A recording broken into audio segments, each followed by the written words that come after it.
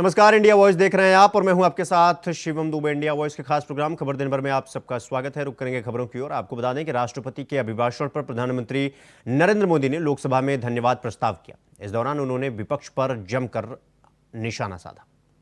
आदरणीय अध्यक्ष जी, जरा मैं ये दुनिया भर की चीजें करते हैं, मैं कहना चाहता हूं ये क्लास है। ये यूपीए के समय एक एक्स्ट्रा कॉन्स्टिट्यूशनल बॉडी बनाई गई थी जिसके सामने सरकार की कुछ नहीं चलती थी। नेशनल एडवाइजरी काउंसिल, जरा कोई निकाल करके देखे उसमें क्या कोई ओबीसी था क्या? जरा निकाल के देखिए, इतनी बड़ी बड़ी पावरफुल बॉडी बनाई थी और वो तो अपॉइंट कर रहे थे। आदरणीय अध्यक्ष जी,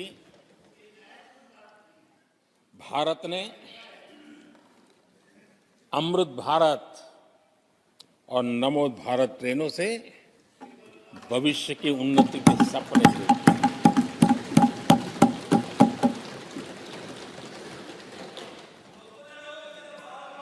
आदरणीय अध्यक्ष जी, देश के गांव-गांव ने, देश के कोटि-कोटि जनों ने विकसित भारत की संकल्प यात्रा देखी है और सैचुरेशन के पीछे कितनी मेहनत की जाती है, उसके हक की चीज उसको मिले, उसके दरवाजे दस्तक देकर के देने का प्रयास देश पहली बार देख रहा है।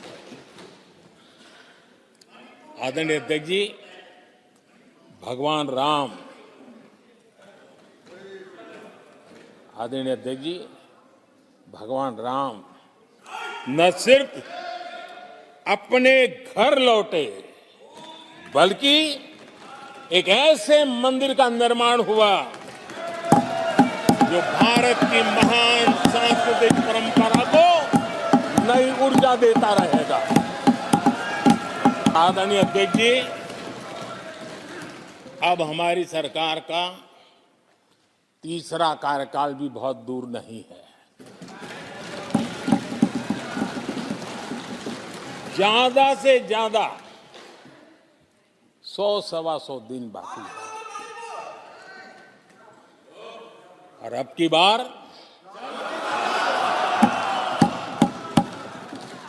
पूरा देश कह रहा है, अब की बार खड़गे जी भी कह रहे हैं। लेकिन अध्यक्ष जी, मैं आमतौर पर ये आंकड़े के चक्कर में नहीं पड़ता, लेकिन मैं देख रहा हूं देश का मिजाज एनडीए को तो 400 पार कर पाई के रहेगा। युवाओं के लिए जितने नए अवसर बने हैं ये पहले कभी नहीं बने। आज पूरी वोकेबलरी बदल गई है। शब्द पूरे जो पहले कभी सुनने को नहीं मिलते थे, वो बोलचाल के सहज दुनिया में शब्द आ चुके हैं। आज चारों तरफ स्टार्टअप्स की गूंज है, यूनिकॉर्न्स चर्चा में है। आज डिजिटल क्रिएटर्स एक बहुत बड़ा वर्ग हमारे सामने है। आज गीग इकोनॉमी की चर्चा हो रही है। ये युवाओं के जुबान पर ये नए भारत की नई वोकेबलरी है, ये नई आर्थिक साम्राज्य की नए परिवेश है, नई पहचान है। ये सेक्टर युवाओं के लिए रोजगार के लाखों नए अवसर बना रहे हैं।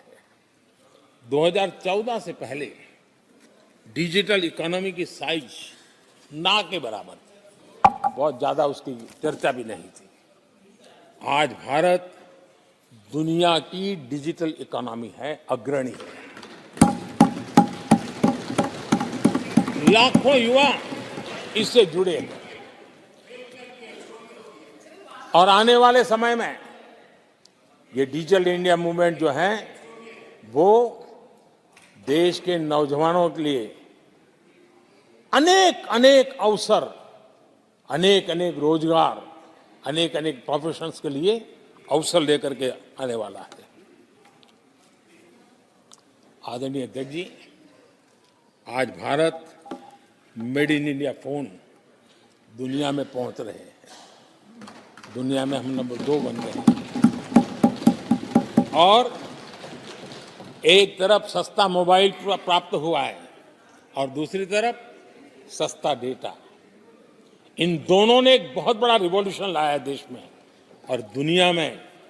हम जिस कीमत पे आज हमारे नौजवानों को ये प्राप्त करवा रहे हैं, सबसे कम कीमत पर करवा रहे हैं और वो एक कारण बना है।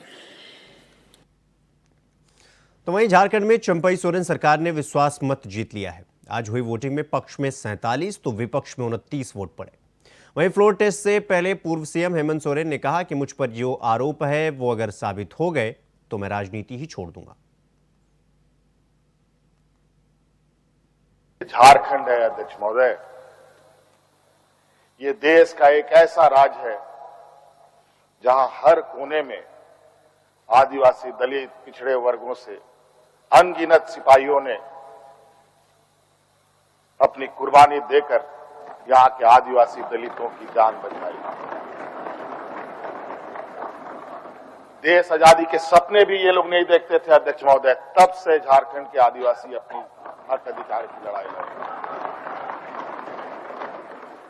ये तो बहुत बाद में आए, लेकिन बौद्धिक संपन्नता, आर्थिक संपन्नता, आज तक इन लोगों ने देश का गांधी टोपी नहीं पहना। अध्यक्ष महोदय, ईडी, सीबीआई, इनकम टैक्स, जिनको देश के विशेष और काफी संवेदनशील व्यवस्थाएं कही जाती है, जहां करोड़ों रुपया, 12 लाख, 14 लाख करोड़ रुपया डकार कर इनके सहयोगी विदेश में जाके बैठे हैं, उनका एक बाल बाका करने का औकात इनके पास नहीं है। इनके पास औकात है देश के आदिवासी, दलित, पिछड़े के ऊपर और बेगुनाह लोगों पर, और उसमें भी गुनाह किया हो तब की बात तो अलग है, बेगुनाहों पर अत्याचार कर। आज मुझे किस लिए अरेस्ट किया गया अध्यक्ष महोदय? 8.5 एकड़ जमीन के घोटाले पर। अगर है हिम्मत सदन में तो कागज पटक कर दिखाए कि 8.5 एकड़ का जमीन हेमंत सोरेन के नाम पर है। अगर होगा, मैं उस दिन से राजनीति से इस्तीफा दे दूंगा। मुझे कोई गम नहीं कि मुझे आज ईडी ने पकड़ा। जिस तरीके से बंदूदा का सदस्यता लिया, ये आप चुनाव नहीं लड़ सकते हैं। हो सकता है मेरा भी ये आस करे। सत्ता लुलुकता के लिए हम लोग कभी नहीं आए अध्यक्ष महोदय, लेकिन ये बात मैं इस सदन में कहना चाहूंगा कि झारखंड मुक्ति मोर्चा का उदय झारखंड के मान, सम्मान, स्वाभिमान को बचाने के लिए हुआ है, और इस मान, सम्मान, स्वाभिमान के प्रति जो भी बुरी नजर डालेगा उसको हम मुंह तोड़ जवाब देंगे, चाहे राजनीतिक रूप से हो, चाहे कानूनी रूप से हो, चाहे वो किसी भी जंग मैदान में हो। ये हमारा संकल्प। अध्यक्ष महोदय, मैं आंसू नहीं बहाऊं, आंसू वक्त के लिए रखूंगा। आप लोगों के लिए आंसू का कोई मतलब नहीं। आदिवासी दलितों का, पिछड़ों का, आदिवासी के आंसुओं का कोई मोल नहीं। वक्त आने पर हम इनके एक एक सवालों का जवाब और एक एक इनके षड्यंत्र का जवाब वक्त आने पर बड़ी माकूल तरीके से दिया जाएगा। लेकिन एक हमारे विधानसभा अध्यक्ष और एक हमारा जो है बीमार है रामदास बाबू, लेकिन कैसी साजिश थी आप ये देखिए, और कितना जोश और खरोश था हमारे विधायकों में। ये चाहते थे कि विधायकों को डरा दें, धमका दें, किसी को अपमानित करें, प्रताड़ित करें, फंसा दें, कोई अप्रिय घटना करके ये राष्ट्रपति शासन की ओर ले जाना चाहते थे। देखिए, बीजेपी तो इसमें कहीं कुछ कर रही है या नहीं कर रही तो जनता के सामने है। खुद भ्रष्टाचार के आकंड में हेमंत सोरेन डूबे थे। आर्मी की जमीन को उन्होंने अपने परिवार के नाम आवंटित करा के जिस तरह से उसको सोल्ड किया, तो आज उस भ्रष्टाचार के नाते वो अपनी स्वतंत्र एजेंसियां कार्रवाई कर रही हैं, लेकिन जनता का आज वहां की सरकार ने विश्वास खो दिया है।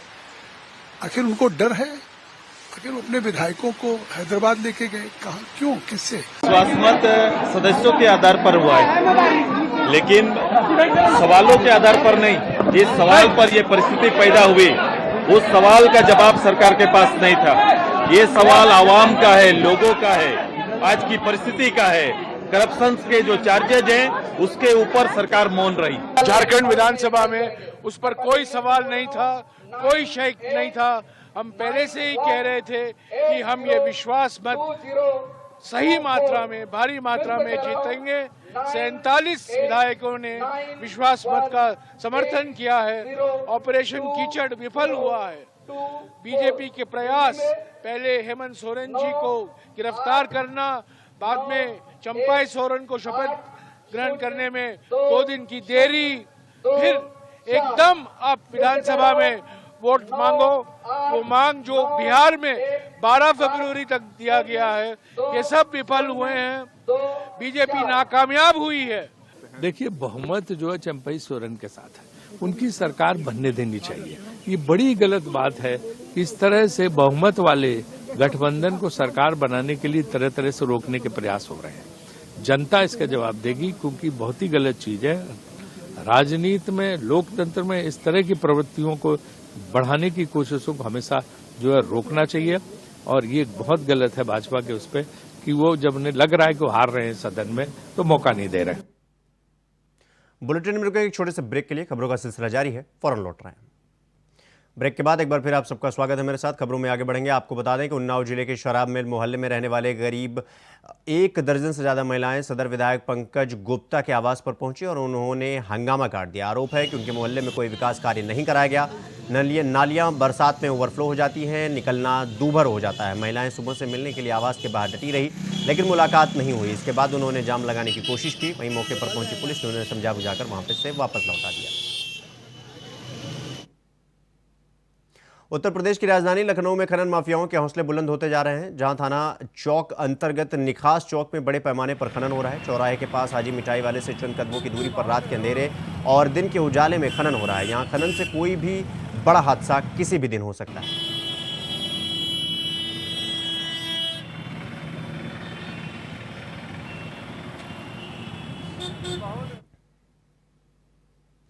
तो वहीं देहरादून के सियासी गलियारों से एक खबर सामने निकल कर आ रही है, जहां कांग्रेस के विधायक राजभवन पहुंचे। नेता प्रतिपक्ष यशपाल आर्य के नेतृत्व में कांग्रेस विधायक राजभवन पहुंचे। सदन को नियम के विरुद्ध चलाने की शिकायत राज्यपाल से की गई। कांग्रेस विधायक का कहना है कि सदन में नियमों का पालन नहीं किया जा रहा है।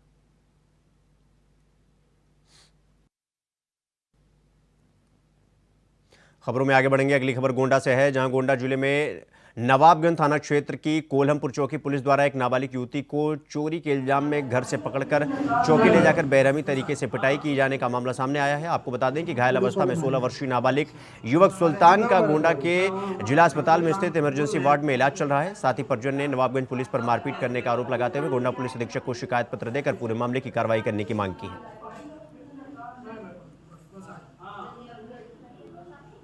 पुलिस वाले मारे हैं। अगली खबर भी गोंडा से ही है, जहां कर्नलगंज कोतवाली क्षेत्र अंतर्गत भैरवपुर पूर्वा के रहने वाले 3 युवकों की मुंबई में हुई संदिग्ध परिस्थितियों के मौत के बाद मोहल्ले में हड़कंप मचा हुआ है। आपको बता दें कि तीनों युवक की मौत की सूचना मिलते ही परिजनों में रो रो कर बुरा हाल हो गया। परिवार में कोहराम मचा हुआ है।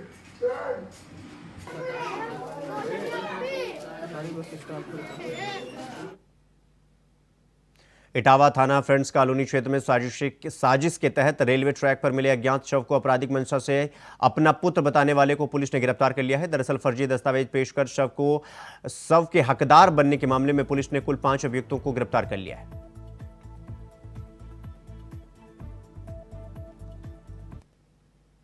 लखीमपुर खीरी के कोटैया बाग इलाके में अराजक तत्वों ने भगवान श्रीराम के मंदिर में तोड़फोड़ किया। दरअसल मंदिर में रखे श्रीराम की प्रतिमा को किसी ने खंडित कर दिया, जिसकी सूचना लगते ही हिंदू संगठन मौके पर पहुंचे और जोरदार हंगामा काट दिया। हंगामे की सूचना मिलने पर मौके पर पहुंची पुलिस ने रिपोर्ट दर्ज कर आगे की जांच पड़ताल में जुट गई।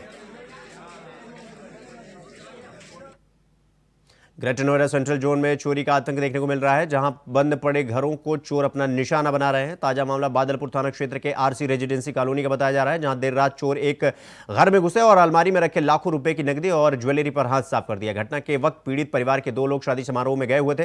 फिलहाल पीड़ितों ने इस मामले में पुलिस में जाकर रिपोर्ट दर्ज करवाई। खबरों में आगे बढ़ेंगे। अगली खबर कौशाम्बी से है, जहां यूपी के कौशाम्बी जिले में बकरा चोरी कर भागने के दौरान सिपाही अविनाश दुबे को टक्कर मारने वाले बदमाश को पुलिस ने मुठभेड़ में अरेस्ट कर लिया है। आपको बता दें कि एसओजी और सराय अकिल थाना पुलिस के संयुक्त ऑपरेशन में यह सफलता मिली है, जहां मुठभेड़ के दौरान आरोपी के पैर में गोली लगी, जिसके बाद घायल आरोपी को जिला अस्पताल में भर्ती कराया गया। अन्य आरोपियों की तलाश अभी जारी है।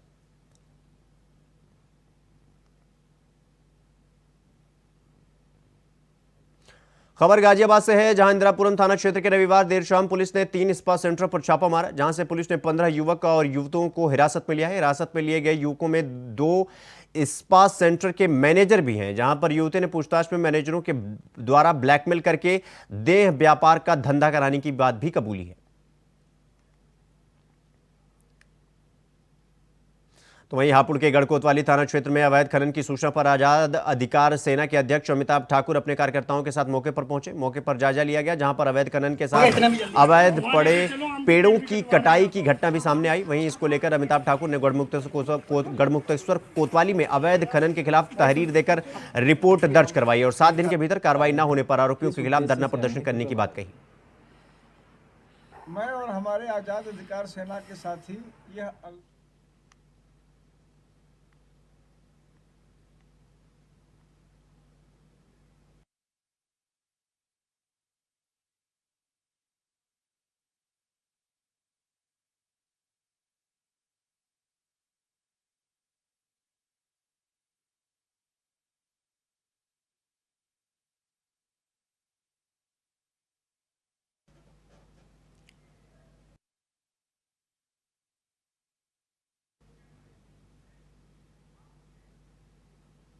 फिरोजाबाद में वेतन वृद्धि को लेकर सफाई कर्मचारियों ने पालिका में प्रदर्शन किया, जहां ठेका सफाई कर्मचारी संघ के नेतृत्व में यह प्रदर्शन किया गया। सैकड़ों की संख्या में कर्मचारी पालिका परिसर स्थित गांधी पार्क में इकट्ठा हुए। सफाई कर्मचारियों ने 5 सूत्री मांगों को लेकर प्रदर्शन और नारेबाजी की। सफाई कर्मचारियों ने यह प्रदर्शन किया।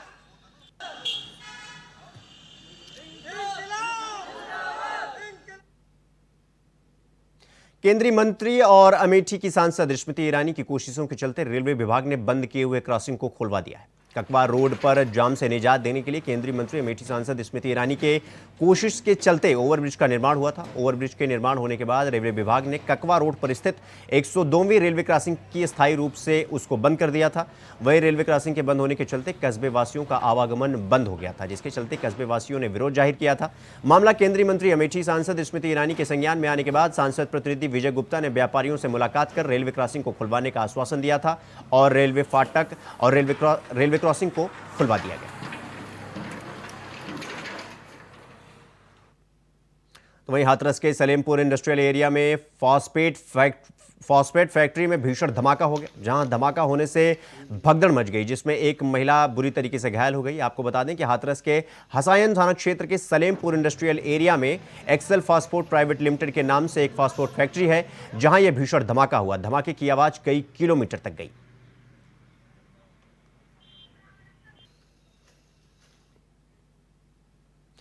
खबरों में आगे बढ़ेंगे। अगली खबर मथुरा से है, जहां राजकीय किशोर कारागार में बंद कैदी की आत्महत्या का मामला सामने आया है। आपको बता दें कि नगला अर्जुन थाना बलदेव क्षेत्र के रहने वाले केशव 2 दिन पूर्व ही छेड़छाड़ के मामले में किशोर कारागार में आया था, जहां उसने अपनी ही मोफलर से खुद को फांसी लगा ली। तो वहीं उनके परिजनों का कहना है कि उसने फांसी नहीं लगाई, बल्कि उसकी हत्या की गई है। हालांकि पुलिस घटना के जांच पड़ताल में जुट गई है।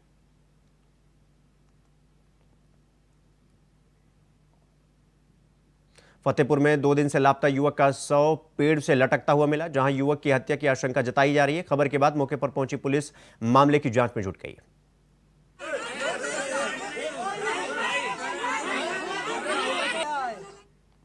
खबर दिन भर में फिलहाल अभी के लिए बस इतना ही। देश दुनिया की तमाम खबरों को देखने के लिए देखते रहिए इंडिया वॉइस। नमस्कार।